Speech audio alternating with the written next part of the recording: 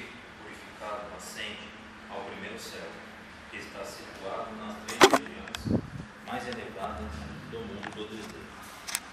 Os resultados do sofrimento são incorporados ao átomo semente do corpo de desejos, o que lhe comunica a qualidade de reto sentimento, que atuará no futuro como impulso para o bem e repulsão ao mal.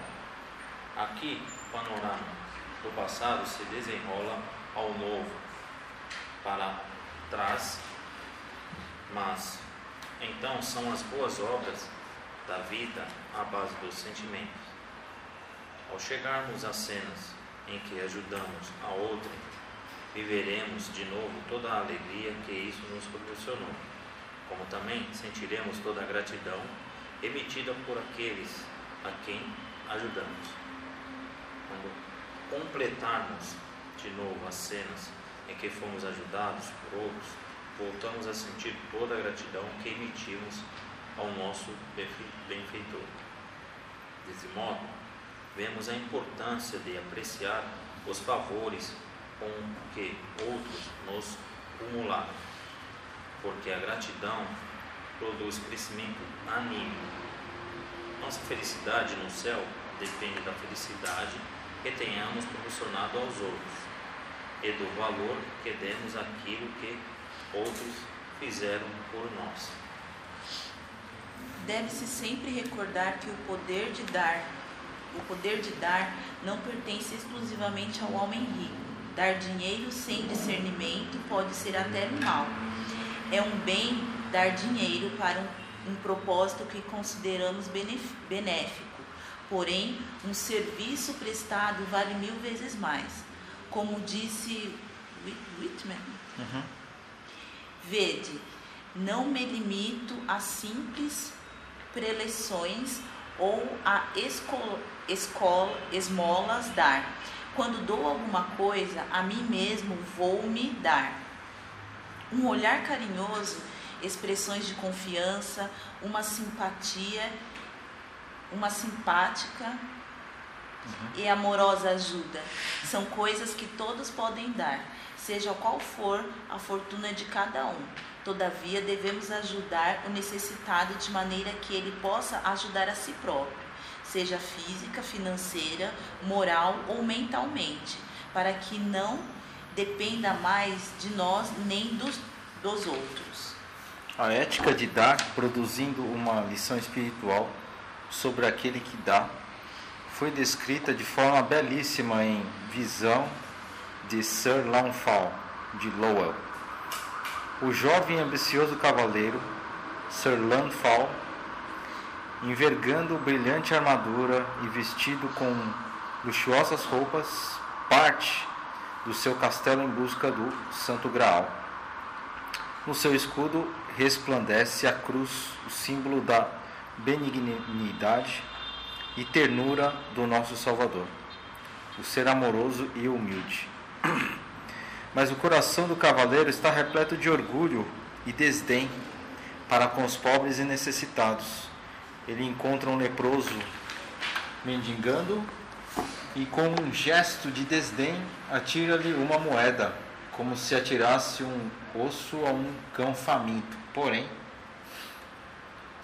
o leproso não ergueu o ouro do pó. Melhor para mim é uma côdea de pão que o pobre me dá, e melhor sua mão que me abençoará. Ainda que de mãos vazias de sua porta me devo afastar. As esmolas que só com as mãos ofertadas não são as verdadeiras. Inúteis são o ouro e as riquezas dadas apenas com um dever a cumprir. A mão, porém, não consegue a esmola abarcar quando vem aquele que reparte o pouco que tem, que dá o que não é possível visualizar. Esse fio de beleza que tudo sabe unir, que tudo sustenta, penetra e mantém. O coração ansioso estende a mão quando Deus acompanha a doação, alimentando a alma faminta. que sucumbia só na escuridão. Ao regressar, Sir Launfal encontra seu castelo ocupado por outro, sendo impedido de nele entrar. Já velho, claudicante e alquebrado, de busca do Santo Graal, ele voltou, pouco lhe importando o que para trás deixou. Não mais luzia a cruz sobre seu manto, mas fundo em sua alma a marca ficou, a divisa do pobre e seu triste pranto. De novo encontra o leproso, que outra vez lhe pede uma esmola, mas o cavaleiro agora responde de outro modo. E Sir Launfal lhe disse: vejo em ti a imagem daquele que na cruz morreu. Tu tens a coroa de espinhos de quem padeceu. Muitos escárnios tens também sofrido, e o desprezo não has sentido. As feridas em tua vida não faltarão, nos pés, nas mãos, no corpo, elas te machucaram, filho da clemente Maria. Reconhece quem eu sou e vê que, através do pobre, é a ti que eu dou. Um olhar aos olhos do leproso trazem-lhe recordações e reconhecimento. E seu coração era só cinza e pó. Ele partiu em duas sua única côdea de pão. Ele quebrou o gelo da beira do córrego e ao leproso deu de comer e beber pela mão. Uma transformação, enfim, teve lugar. Não mais o leproso ao seu lado se curvava, mas à frente dele, glorioso, se levantava. E a voz, ainda mais doce que o silêncio: vê, sou eu, não temas. Na busca do Santo Graal, em muitos lugares, gastaste tua vida sem nada lucrares. Olha, ei-o aqui, o cálice que acabaste de encher com a límpida água do regato que lhe deste de beber. Esta côdea de pão é meu corpo, que foi para ti partido. Esta água é meu sangue, que na cruz para ti foi vertido. A santa ceia é mantida, na verdade, por tudo que ajudamos o outro em sua necessidade. Pois a dádiva só tem valor quando com ela vem o doador. E a 3 pessoas ela alimenta assim: ao faminto, a si própria e a mim. O primeiro céu é um lugar de alegria, sem vestígio sequer de amargura. O espírito está além das influências materiais e terrestres e, ao reviver sua vida passada, assimila todo o bem nela contido. Aqui se realizam em toda a amplitude todos os empreendimentos nobres a que o homem aspirou. É um lugar de repouso, e quanto mais dura tenha sido a vida, maior será o descanso que gozará. Enfermidade, tristeza e dor são coisas desconhecidas no primeiro céu. É a pátria de veraneio dos espiritualistas. Os pensamentos do devoto cristão construíram ali a Nova Jerusalém. Formosas casas, flores, etc., são o prêmio dos que a elas aspiraram e que eles mesmos construíram com o pensamento, utilizando-se da sutilíssima matéria de desejos. Contudo, são para eles tão reais e tangíveis como são para nós as casas materiais. Todos desfrutam ali a satisfação daquilo que não puderam alcançar na vida terrestre. Vou parar aqui, né? E termina assim. Pode ser? Pode.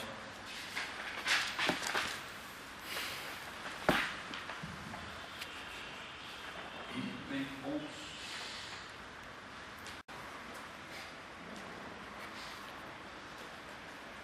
Então, é mencionado a gratidão como fator de crescimento anímico. E isso é uma coisa que, se não me engano, também deve ser incluído na retrospecção, né? A gratidão.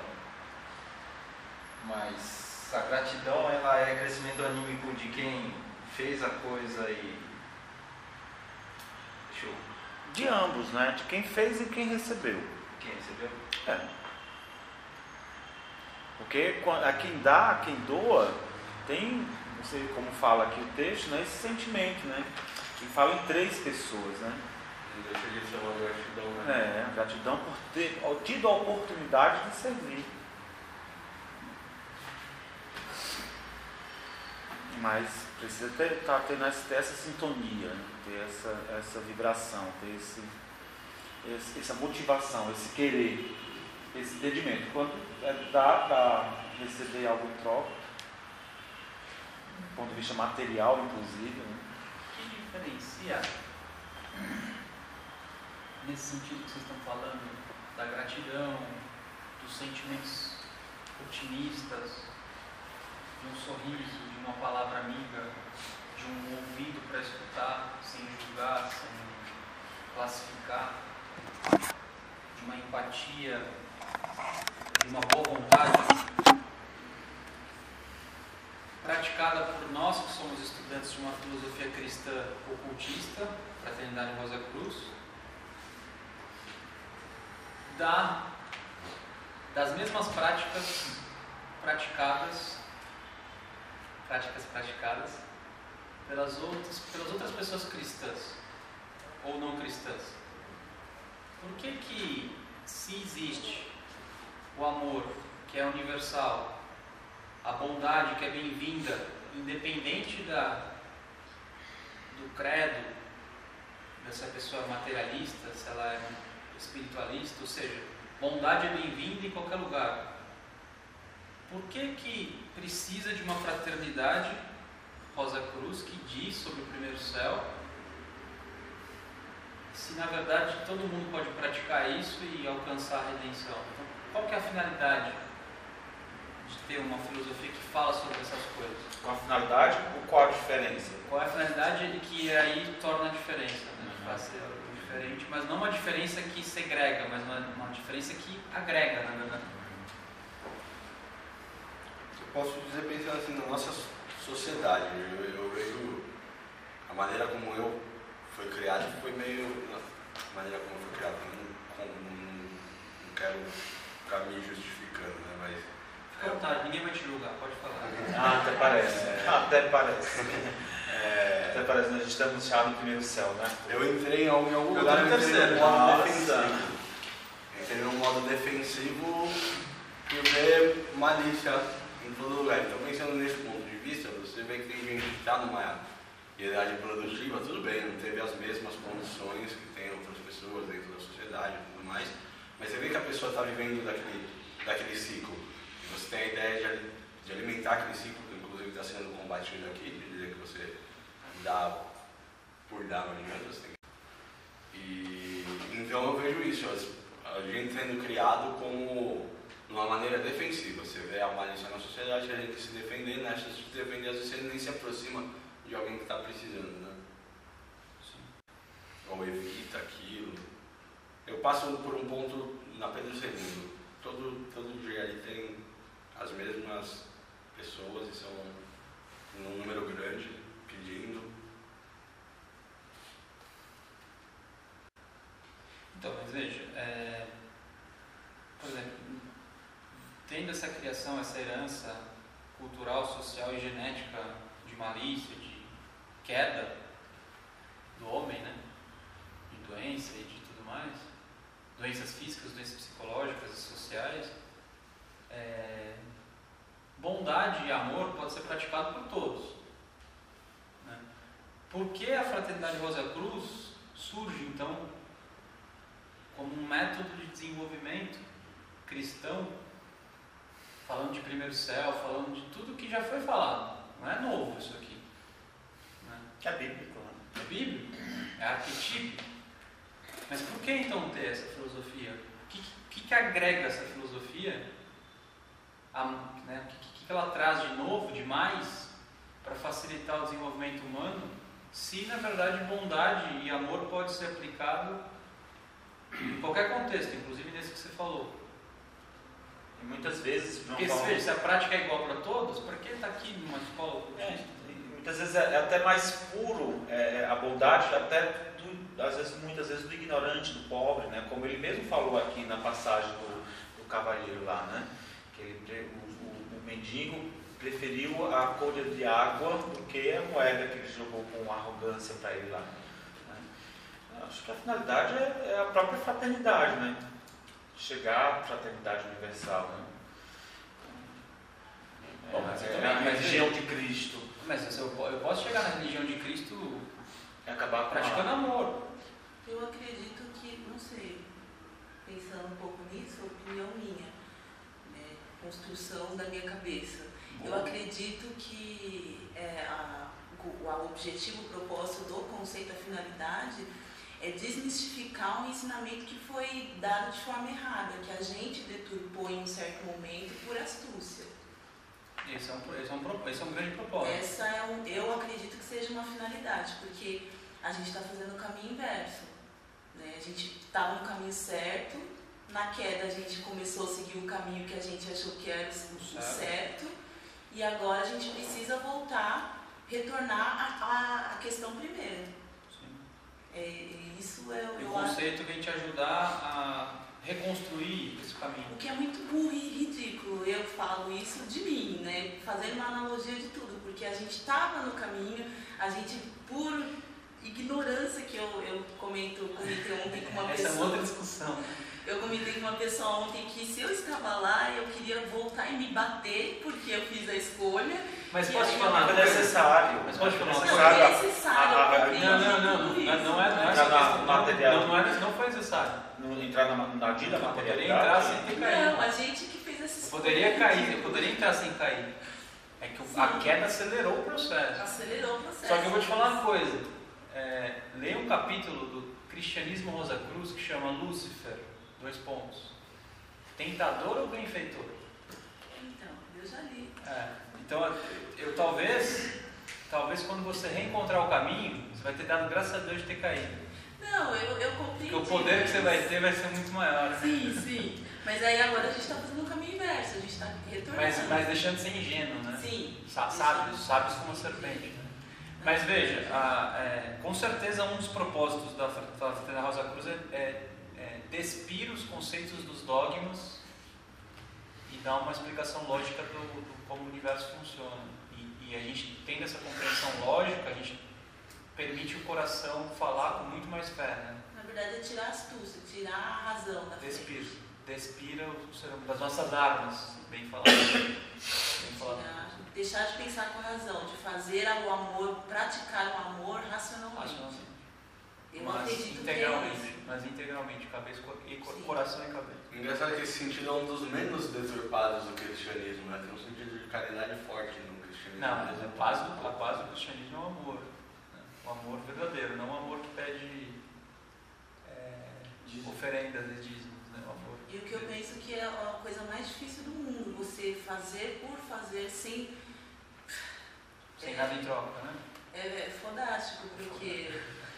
Desculpa a palavra, mas eu me surpreendo cada dia com as humildes tentativas de fazer algo só por fazer. Sim. É a coisa mais quase que impossível. Não é impossível, mas não é se desconstruir todos os dias e catar os caquinhos e voltar e refazer, tentar e não conseguir. Então, dá aquela impressão que você é nada mesmo. Né? Você faz as coisas, eu não posso me vangloriar mais disso, porque não é o correto. Aí você se trinca por dentro. Aí você começa com duas razões dentro de você, ou duas justificativas. Pô, será que estou certo? Será que é isso? Estou perdendo tempo? Mas aí é a razão. É sofrível, né? O que mais que, além de desconstruir os nossos conceitos, virar a gente do avesso, despir os conceitos que estão cobertos por dogmas, astúcias e manipulações sócio-históricas, interesses, além de tudo isso, alguém vê mais algum outro propósito que faz realmente você ser cristão na sua essência mais do que quem é cristão, mas não tem acesso à filosofia? Mas aí eu acho que já chega com uma obrigação, porque se você está dentro de uma escola iniciática e está tentando assimilar os preceitos dela, é como se você tivesse que fazer essa prática diária. Fato. Mas, por exemplo, você tem pessoas no caminho místico, que o nosso caminho é mercurial. Ou seja, o caminho mercurial ele é uma espécie de caminho alternativo. Porque, no fundo, nós não gostamos de servir. Se nós gostássemos de servir, nós não estaríamos na Fraternidade Rosa Cruz. Não tinha que aprender. Não tínhamos que aprender, nós já estaremos fazendo. Quem já sabe não está aqui. Começa assim. A gente vem por uma via mercurial e para chegar em Netuno, porque a gente não suporta ir pela via solar direto. Que é a via do pensamento, é a via mental, é esse esvaziamento mental. É o que a gente tenta fazer, o caminho mental, para deixar o coração falar.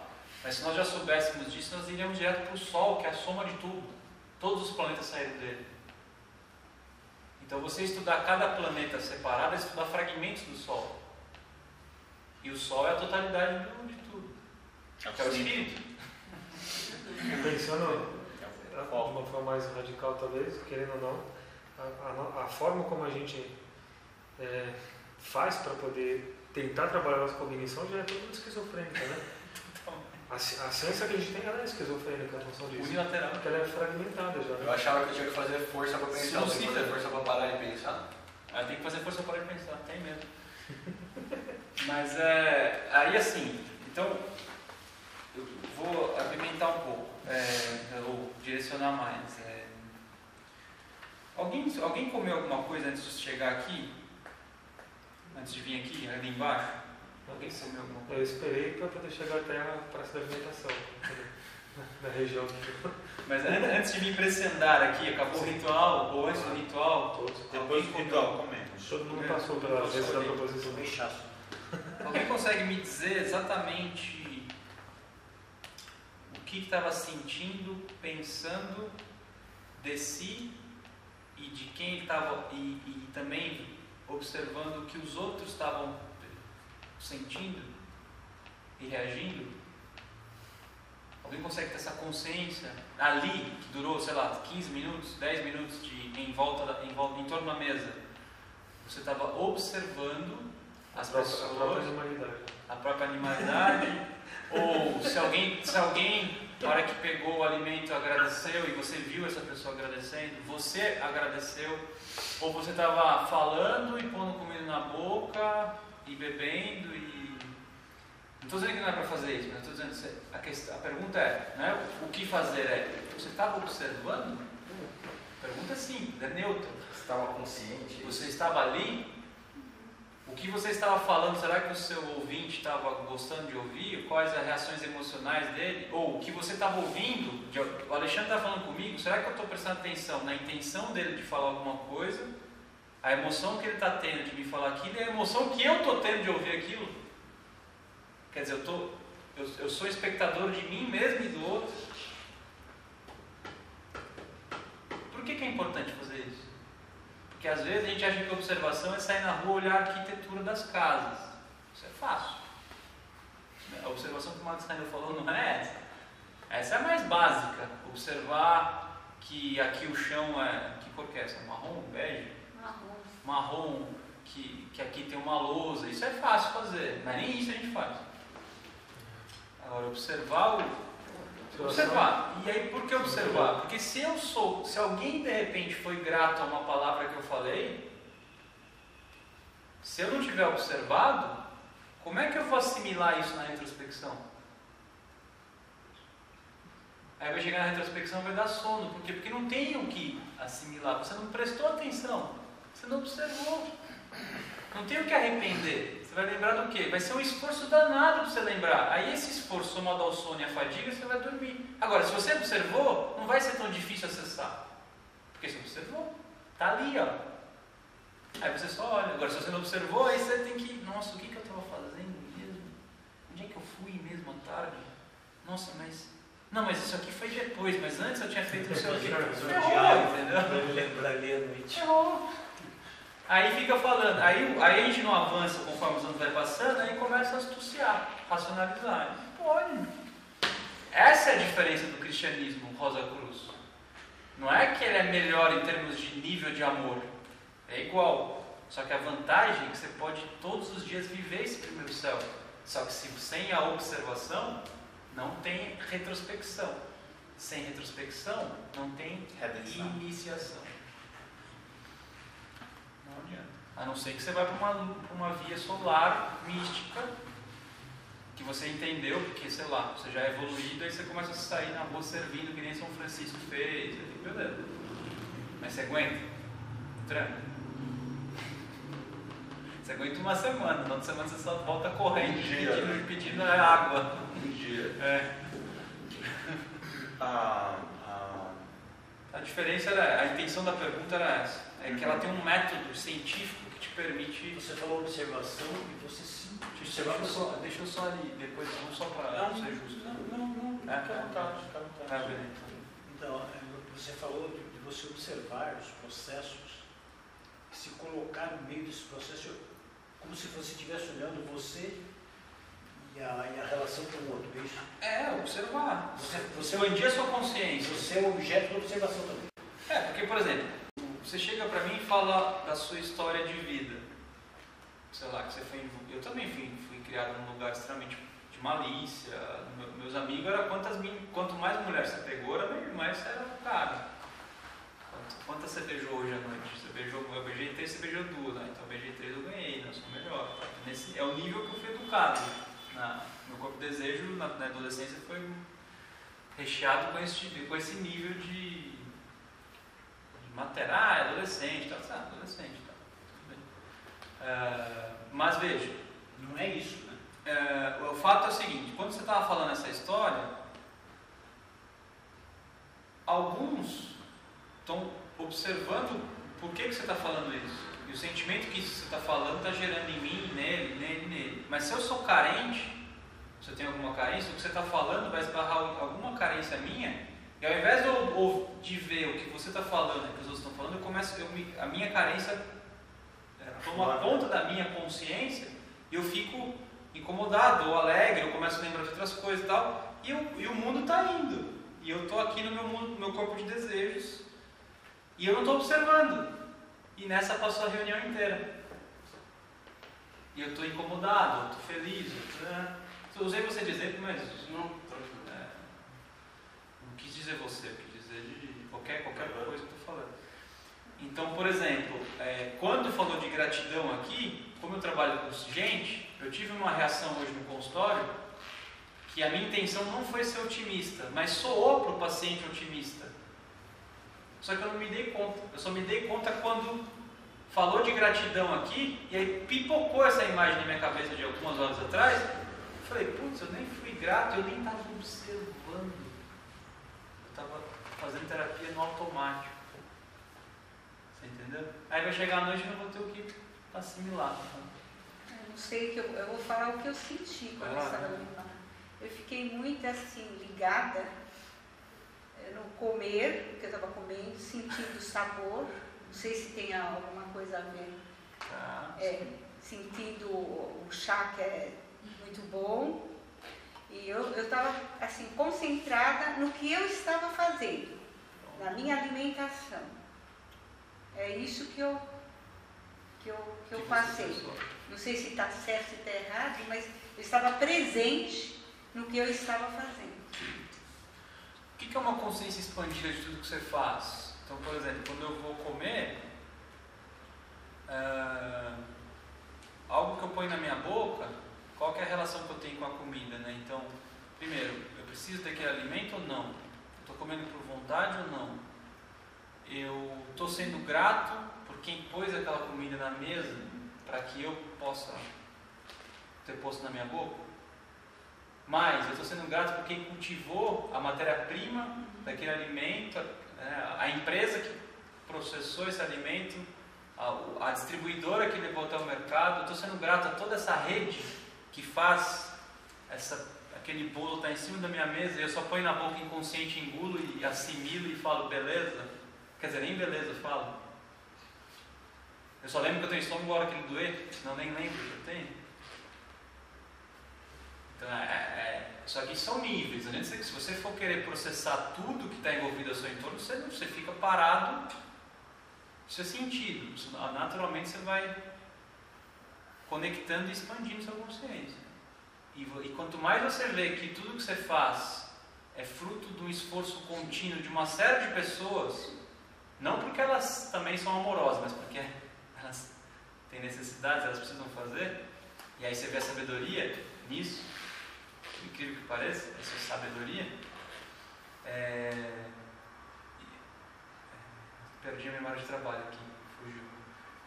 Consciência expandida. E quanto mais você tem essa consciência, mais você pode ser grato. E mais você exercício de introspecção e mais materiais do primeiro céu você manipula. É o tema da aula de hoje. Você utiliza um pouco desse. Falando disso, uma observação interessante, né? Exercício muito legal que a gente acaba fazendo um pouco. Tentar observar as nossas semelhantes mesmo. Né? A gente é muito pouco observador, então de repente você está lá, ou a tua mulher, ou um amigo. Tem coisas que estão rolando e a gente completamente out, né? Outside. Totalmente. Né? Tantas distrações nos nossos tempos, né? Se observar é difícil, ainda mais observar o outro. E aí, só, nesse sentido que vocês estão falando, já volto a palavra para você que gosta disso. O tema que a gente faz de manhã, no início, vai ter impacto nesse processo todo de observação. Como estão os astros. Porque tem dia que você vai ter mais facilidade, tem dia que vai ter menos. Isso quem determina são os trânsitos. Uma coisa que é interessante é que assim, o fato da pessoa ter mais acesso ao conhecimento não quer dizer que ela vai ser mais observadora. Às vezes é até pior, né? Às vezes é até pior. Porque viaja mais, né? Arboriza mais. Arboriza mais, vai lá para... Então, Agora... É isso mesmo. Nós buscamos, como Schopenhauer, falando em citações, nós buscamos conhecimento e não instrução. Nós buscamos informação e não instrução. Quando a gente aprender a buscar instrução ao invés de informação, nós daremos um passo maior. Instrução é diferente de informação. E aí que você vê, é complicado, né? De repente o que faz uma pessoa ela ter algum nível de percepção com alguma coisa assim é, sei lá, talvez N encarnações, talvez de estudo e alguma graça assim que toca a pessoa. Porque, né? Então de repente, sei lá, você pega uma figura que é acidente Libra, né? A figura o tempo inteiro ela vai se projetar no outro, assim. Você pode falar o que for. Então de repente, às vezes é comum, né? Você pega uma pessoa tipicamente libriana, aí você vai trocar uma ideia e tal, não sei o que, aí a pessoa começa a tirar conclusões do porquê você está falando aquilo. Você não pensou em nada, e a pessoa está viajando. Aí você fala, puta que insuportável essa pessoa, né? Aí você fala, bom, provavelmente talvez ela, Libra nessa encarnação, deve ter trabalhado o egoísmo no nível talvez muito acentuado em encarnações passadas. Bom, nessa encarnação, ela é obrigada a depender do feedback do outro para ela poder agir. E aí começa, né? Só que assim, a gente ainda não consegue minimamente se auto-perceber nisso, né? Então a gente fica muito no psiquismo, né? Eu vejo uma questão sociológica nisso aí também. Imagina o brasileiro sem futebol e sem o governo para falar mal, para projetar o... Sem novela. Sem ter onde jogar isso, né? É complicado, né?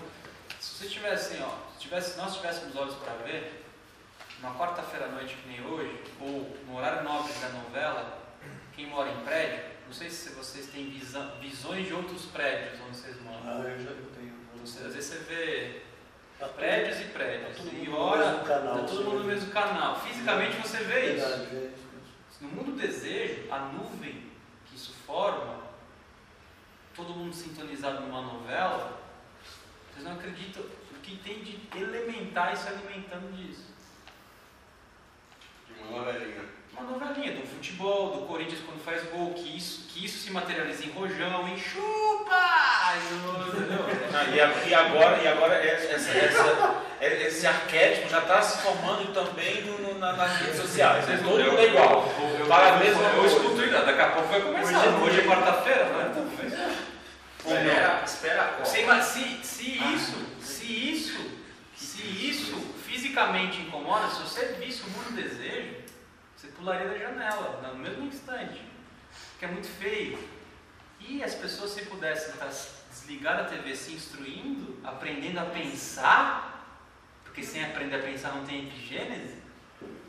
Mas esse processo... Aí o Cristo, meu, é só por amor mesmo, é só por amor. Esse processo... O cara tem que amar muito, que não é estar em possível. terceira pessoa é muito difícil, né? Fazer esse exercício de estar no mundo, mas não pertencer ao Estar no mundo, mas ser no mundo presente, 24 horas. consciente.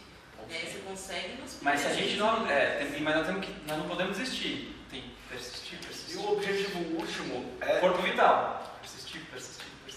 É uma prática complicadíssima. Objetivo último. O objetivo último é estar criando conscientemente o tempo todo, é estar... Se tornar um Deus. Dimensiona isso na sua subjetividade agora.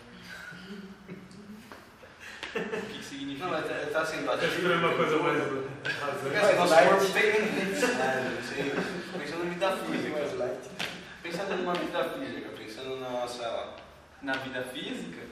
Na vida material. Na vida material, até onde a gente pode ir aqui nesse sentido. Qual é o objetivo disso na vida prática? Não assim, não é o objetivo na vida prática, mas assim... Chega em Harvard. A gente consegue preencher um dia todo? Consegue. É para conseguir, né? Senão... Você tem que ter uma lucidez. Se não tiver essa esperança, se não tiver fé, esperança e amor, né? Mas se você tiver amor, você não se preocupa com isso. Você só faz. Por isso que o amor está acima da fé e da esperança. Se você amar, você já está fazendo isso. Você não precisa se preocupar em fazer. Pensando na pergunta que ele fez do objetivo prático, eu pensando um pouco nisso, eu acredito, na minha opinião, que o objetivo seria você chegar ao ponto de não precisar perguntar qual é a minha busca. Né? Chegar ao ponto de você, com a sua observação e com a sua consciência, saber qual é o seu papel diante desse plano físico e em conjunto com o Criador. Eu acredito que você vai ter essa ligação. A sintonia, né? Exatamente, porque aí você vai fazer parte do mundo, criando e dando ao mundo o que é necessário, sem precisar se perguntar ou se buscar, porque você já está em conexão. Eu acredito que...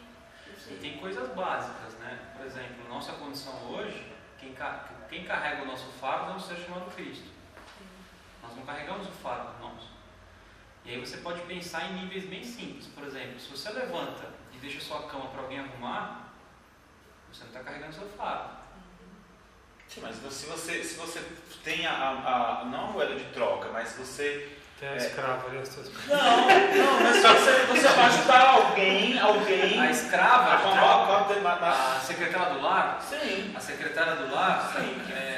A secretária que do lar... precisa desse trabalho, que precisa ter a sua cama para arrumar, para ter o pão de cada dia. Sim, perfeito. Vamos só usar assim, né? Porque, por exemplo, já que a Terezinha vem aqui sexta-feira, no chão. Já que a Terezinha vem aqui amanhã, vamos deixar a pia toda lotada. É simples. A sua secretária do lar, ela vai... Por exemplo, eu não tenho tempo de faxinar a minha casa.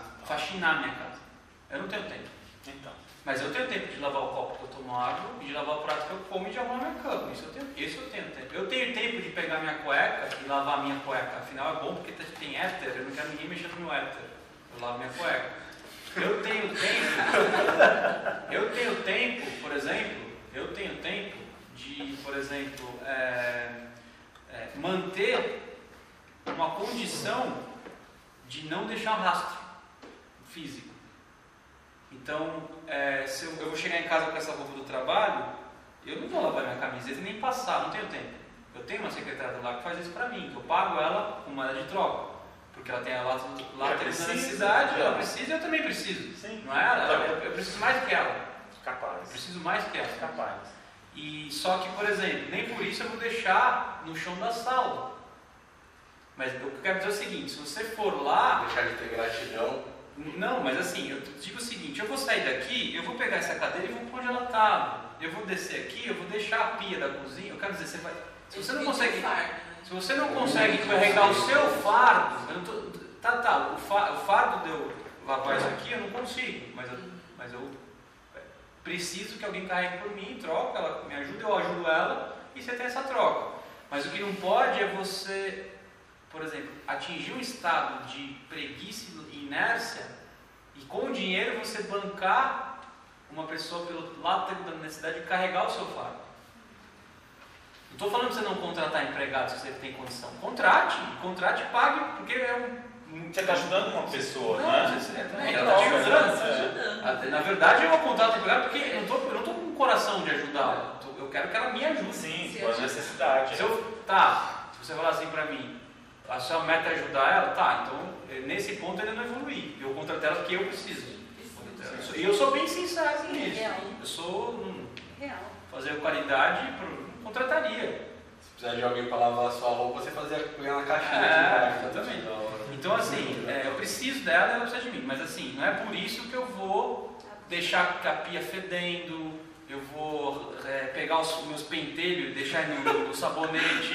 A mulher que lava o cabelo tá com aquela chuca de cabelo na... Pô, tira a porcaria a hora que você sair do banho. Tira a porcaria. Então, não deixa rastro. Então, se você não consegue carregar esse fardo bobo que eu estou falando, você imagina o mental e o de desejos. Sim.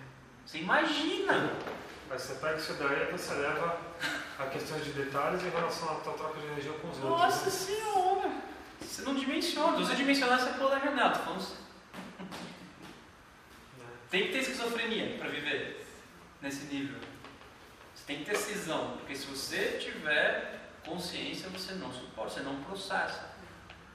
E a gente cria astúcias, cria máscaras, cria persona, projeta no outro, cria uma necessidade social e diz que está fazendo bem. Você vai fazendo. E assim a gente vai vivendo. Aí o Cristo veio no fim do ano e dá uma limpadinha. Quer dizer, não, limpadinha não. Revivifica tudo. Revivifica tudo. Então estamos longe do primeiro céu, né? Nós estamos bem perto, na verdade. E graças ao Cristo, a gente está bem perto e pode acessar. O problema é que nós não observamos e vivemos no automatismo. A ponto de não saber a hora de sentir gratidão pela oportunidade de servir e nem ser grato o suficiente quando é servido. Né?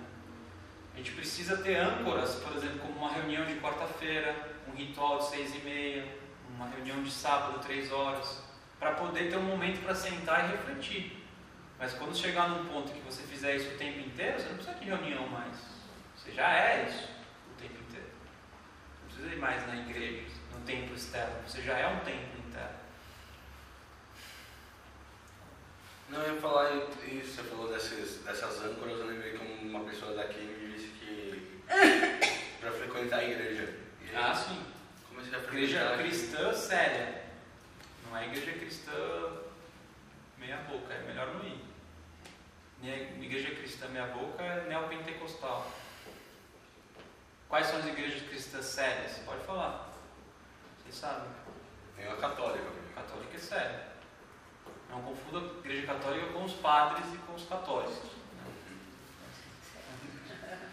Qual outra igreja séria? Igreja luterana, seríssima. Aquela igreja cristã ortodoxa aqui no Brasil. Eu não conheço. É a russa. É a católica russa, né? Mas Igreja Ortodoxa Russa. por ela ser do Oriente, ela não é do pessoal oriental. Não. A Igreja Católica, ela seria assim, se for fazer uma comparação assim, só para ter uma ideia em termos anímicos, né? Assim, pessoalmente falando, não sei se é isso, mas é a minha percepção. Seria mais ou menos assim, você colocar uma música popular, Igreja Católica, e você vai colocar tipo assim uma música clássica, ortodoxa. Então, tipo assim, é bem pop, né? A católica é séria, mas você já tem um processo de... você não tem mais a egrégora que tinha desde a sua fundação, coisa que na ortodoxia se preserva, né?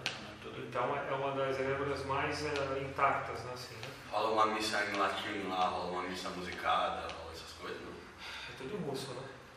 Então as mais... Né? E é tudo tipo... os padres são casados, né? É outro esquema, não tem nada a ver com a Igreja Católica. Você tem... Mas é cristão. complicado, né? Não sei, eu tô perguntando. Claro que é. Perdão pela minha ignorância. Claro que é. Ó, já ouvi jogar pra gente. Claro que é. A igreja ortodoxa é a igreja cristã primitiva, né? É permitido. A católica já é meio degenerada em relação ao processo originário. Os mosteiros beneditinos, eles são têm uma egrégora bem forte, assim. O mosteiro de São Bento. O mosteiro de São Bento de São Paulo tem um problema sério que ela virou turismo, né? Mas a ordem de São Bento é uma das ordens que, apesar de ainda ser bastante lunar, ela é uma das ordens dentro da católica mais avançadas que tem. É uma das que mais produz iniciados, é a ordem de São Bento. Se quiserem ter uma ideia, a gente vai fazer, quando a gente for fazer aquela troca lá no sábado, que você não vai poder estar aqui, a gente vai fazer uma pequena apresentação do trabalho justamente da Igreja Cristã Ortodoxa, dos ícones russos e música. Se quiserem se aprofundar, ter uma ideia do que é, aí você tira suas conclusões, você vai ver a diferença, né? De uma missa ortodoxa para o que a gente faz hoje em dia, né? Isso vai ser no templo da igreja? Não, aqui. Vai ser tudo aqui. A gente vai pegar acho que vai ser o quarto, provavelmente vai ser acho que o quarto sábado aqui. Vai relacionar com música? É uma coisa só, arte, né? Arte, religião e música, né? A gente vai passar uns trechinhos de algumas missas ortodoxas, né? E falar um pouquinho dessa parte, é bem legal. Igreja Batista, Igreja Séria, Igreja Presbiteriana, Igreja Séria. Adventista também, Adventista, Igreja Séria. A parte de alimentação, das populares é melhor que a católica. Agora, você não se encante com neopentecostal, essas coisas assim, né? Fica igreja, música, rock and roll e aleluia, Você sabe que eu consigo reconhecer uma coisa no meio dessas igrejas, que é essa questão da cristiandade, né? Porque se você está falando de você acessar um arquétipo puro, é quase impossível você acessar. Você vai acessar uma fraternidade, um respeito, mas a pessoa está ali puramente por deficiência cognitiva. Assim, o que eu estou falando é pesado e pode soar como preconceito.